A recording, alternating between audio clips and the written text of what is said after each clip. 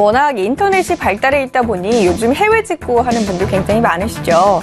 이 해외 구매 건수는 지금 해를 거듭할수록 늘어나고 있는 추세입니다. 그리고 그에 따라서 해외 직구와 관련된 불만 사항도 늘어나고 있습니다. 결국 정부가 소비자의 이런 불만을 해소하기 위해서 표준 약관이라는 것을 만들었는데요. 공정거래위원회가 보급하는 해외 구매 관련 표준 약관 내용을 오늘 이 시간에는 살펴보도록 하겠습니다.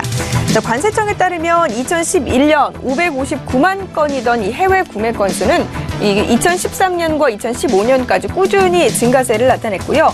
지난해 2015년 같은 경우는 1,586만 건까지 늘어나기도 하는 이러한 추세입니다. 해외 구매는 지금 크게 소비자와 해외 업체와 직접 매매 계약을 체결하고 배송만 대행하는 배송 대행이 있고요. 위명 구매 대행이라고 해서 구매 업무를 일체를 사업자에게 위임하는 이런 방식의 구매 대행이 있습니다. 그리고 홈페이지 등을 통해서 매매 계약을 체결하는 쇼핑몰형 구매 대행, 이렇게 크가지 대행으로 나눠볼 수가 있는데요. 이 대행에 대해서 먼저 배송 대행 표준 약관 내용을 좀 살펴보도록 할게요. 이 배송 대행 표준 약관은 배송 대행업자에게 검수 의무를 부여를 하고요. 검수 자체의 하자로 인해서 발생한 손해에 대해서 배송 대행 업체의 책임을 지게 했습니다. 앞으로 구매 과정에서 파손이나 여러 가지 구매와 관련된 사고, 그 물건과 관련한 이런 배송 사고가 날 경우에는 구매 대행 업체에서 앞으로 사고를 책임지도록 그처럼 표준 약관을 개정을 하는 것이고요.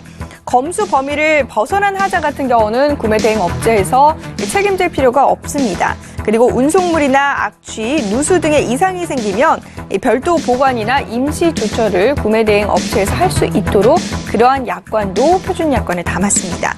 또한 배송 대행 업자는 운송 현황을 소비자에게 의무적으로 통지를 하도록 함께 그 내용을 담았는데요. 워낙 배송 지연에 대해서 불만 접수가 빈번하다 보니까 차라리 어느 지점에서 지금 배송이 되고 있는가를 정확히 알려주자라면서 중간 지점까지 배송 위치를 정확하게 알려주게끔 약관에 담았습니다. 배송 대행 취소 같은 경우는 배송 대행지에서 국로 수령 장소로 발송되기 전까지만 가능하고요. 반송 비용 같은 경우는 이 이용자가 부담해야 된다라는 그런 내용이 담겨 있습니다.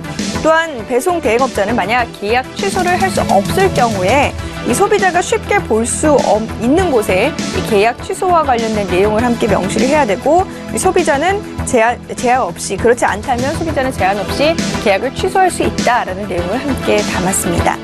자, 그리고 분실 파손에 대한 사입자의 책임 명확하게 규정이 됐는데요. 앞서서 배송 대행업체가 분실 파손과 관련된 책임을 함께 지기로 했다라는 이야기 잠깐 했었죠. 배송 대행업자가 만약에 스스로 운송에 대한 주의를 소홀히 하지 않았다라는 점을 증명하지 못하게 된다면 분실과 파손과 관련해서 철저하게 책임을 물게 되어 있습니다. 손해배상 책임의 소멸 시효 같은 경우는 소비자가 물건을 받은 날로부터 1년이고요. 배송 대행업체가 악의적으로 파손의 사실을 숨겼을 경우에는 최대 5년까지 인정이 됩니다. 그리고 소비자가 물건을 받은 날로부터 만약에 10일 이내에 피해 사실을 알리지 않으면 보상이 불가하다라는 그런 약관도 함께 담겼습니다. 자, 다음은 위명 구매 대행 표준 약관 살펴보도록 하겠습니다. 구매 대행의 예상 비용 내용, 그리고 반송 때 이용자의 부담 비용 등을 미리 공개해야 된다라는 내용을 담았습니다. 만약에 환율 변화로 인해서 실제 비용과 차이가 발생하게 되면 사후에 정산을 하도록 그렇게 이야기를 했고요. 상품 하자를 발견했을 시에 위임형 구매 대행 그 업체에서 해외 사업자에게 반품과 교환, 환불을 적극적으로 중간 관리자 입장에서 요구를 하도록 그러한 내용을 담았습니다. 구매 취소 같은 경우는 이 구매 대행업자가 해외 사업자 매매 계약을 체결하기 전까지만 가능하고요. 이 경우 구매 대행업자는 대행 비용을 전액 환급을 해야 됩니다. 위명 구매 대행업자 역시 스스로 운송을 소홀히 하지 않았다라는 점을 증명해야만 파손과 이 배송, 오배송과 관련된 책임을 회피할 수 있습니다. 자, 마지막으로 쇼핑몰형 구매 대행인데요. 이 경우에는 소비자의 구매 취소 때 반품 비용 같은 경우는 원칙적으로 소비자가 부담을 하되, 상품 정보가 표시 광고 내용과 달라서 취소한 경우는 관련 이 내용과 관련해서 비용을 사용자가 부담하도록 한다라는 그런 약관의 내용을 함께 담았습니다. 자, 어쨌든 정부가 소비자의 불만을 해소하기 위해서 해외 구매 대행과 관련된 표준 약관을 신설을 했습니다. 사실 표준 약관은 그 자체로 이 법적 강제력은 없는데요.